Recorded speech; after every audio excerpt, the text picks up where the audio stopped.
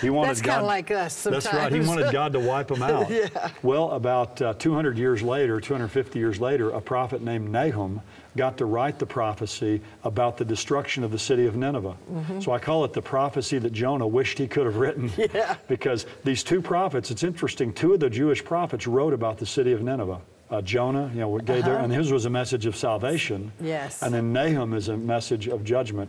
And there are 12 specific prophecies that Nahum gave about 50 years before Nineveh was destroyed that are exactly fulfilled in the destruction of that city. So Nahum is a prophet that told us about the destruction of the great city of Nineveh. I just know how many times we don't choose to believe things and don't choose to obey God's will. Aren't you glad He doesn't have a fish for us? Oh, that's right. Yeah. Jonah went the wrong way, but God has His ways, though. Even though we may not get swallowed by a fish, God has His ways to get us turned around too and get us back where He wants us. He sure does. Okay, let's see what this one is. The Bethlehem promises. Now, I bet I know that one. Yeah, just a lot of prophecies about the first coming of Jesus. You know, that Jesus was born in Bethlehem. Yeah, and it doesn't just say that He'd be born in Bethlehem in Micah 5:2. And then remember, this is 700 years before Jesus is born. Micah 5:2 says He'd be born in Bethlehem Ephratah, which is the Bethlehem down in Judea. There was another Bethlehem up north. Oh, I so, didn't know that. you know, not only, I mean, Bethlehem's a totally insignificant place, but it tells us it would be this particular Bethlehem, that He'd be born of a virgin. It tells us about the birth of Jesus. You know, there are a lot of prophecies that have to do with the first coming of the Messiah, and about His death, too. There are a lot of prophecies about His death that were fulfilled in the life of Jesus. Well, this is a book we're talking about. It's Mark Hitchcock's The Amazing Claims of Bible Prophecy.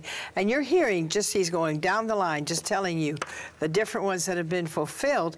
And if I were you, I'd have this book, because this you can tell your friends and say, what do you think about this? Tell your atheist friends. Look, what do you think? I mean, there it is. It's right there in the Bible. These have been fulfilled. And this book will be a blessing. And we're going to talk more with you here in a little bit. When we come back, I want to talk about the prophecies that haven't been fulfilled. Yes. And I personally thought everything was fulfilled for Jesus' coming. But there's still some that need to be fulfilled. Yeah, there are a lot of prophecies that are going to be fulfilled in His coming. That's right. So we're pretty close to the coming of the Lord. It sure looks that way. And it seems like things are going faster. Yeah, that's right. It seems like we're on, some people say we're on the home stretch of the church age. It looks that way. And so you'll want to have this book. It will really, really help you. The Bible, the Future, and You. Talking with Mark Hitchcock, and we'll be back in just a minute. Don't you go away. Bye-bye. Best-selling author Mark Hitchcock brings you an exciting new read, The Amazing Claims of Bible Prophecy, available for this buy-the-book offer of $13.99. Discover how over time, hundreds of Bible prophecies have been fulfilled with 100% accuracy. Then take an in-depth look at what is to come in the days ahead. Bible prophecy expert Mark Hitchcock will help you to defend the Bible against those who doubt its truth, marvel over its fascinating prophecies, and recognize the important clues that indicate Earth's final hour is drawing near.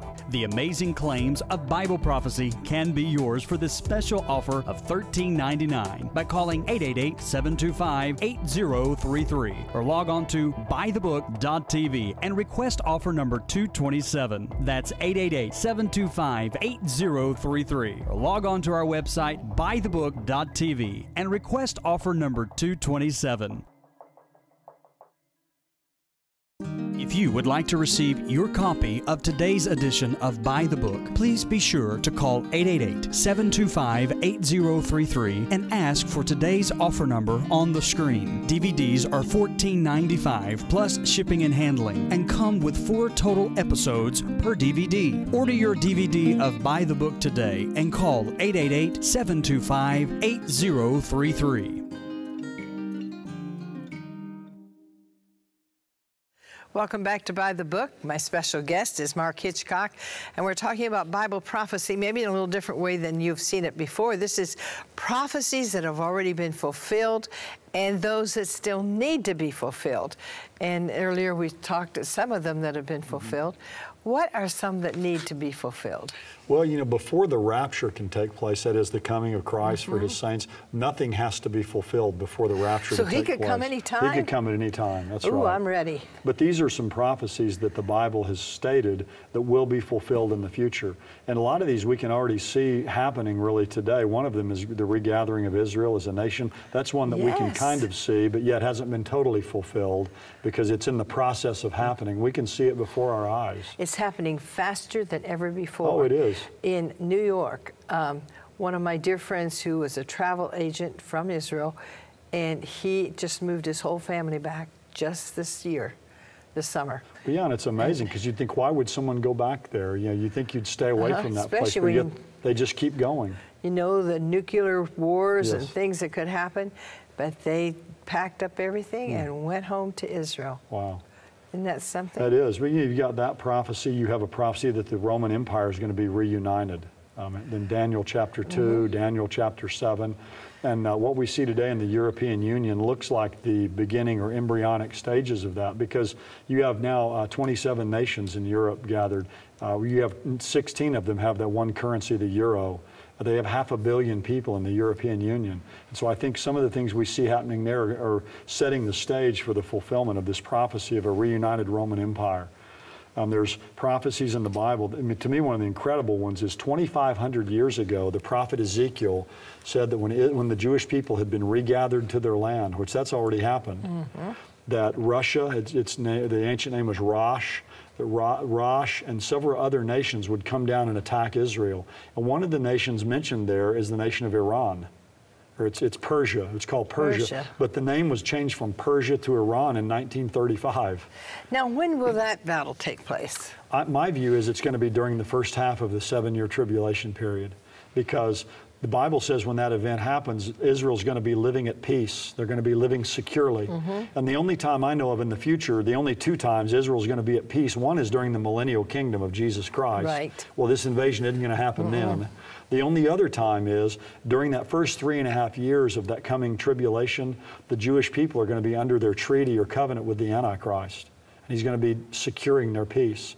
So I think this is going to be a surprise attack during that time as the Jewish people are there in their land. One of the other nations in Ezekiel 38 that's mentioned is there's Meshech and Tubal and Togarmah and Gomer. Those are all part of modern Turkey. Well, you know, everyone used to wonder, well, how's Turkey ever going to get involved in this? Because they're an ally of Israel, and they're an ally of the United States. Well, this last week in Time magazine, there's an article in there that says that Turkey's now turning to the east.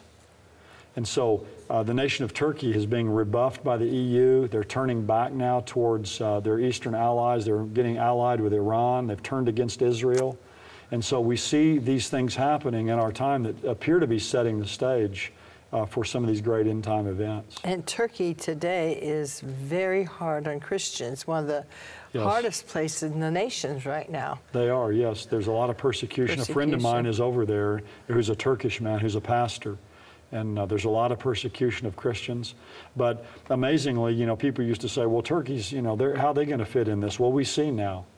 So we don't know all the twists and turns that are going to take place in all these events, but whatever God has prophesied, it's going to take place. It will happen. And we can see today, you know, it doesn't take any great stretch of imagination to see these things. And, you know, I mentioned that this is going to happen during that first 3.5 years when Israel's at peace. That's another great prophecy, is the event that starts the beginning of the end times is a treaty between the Antichrist, this final world ruler, and the Jewish people.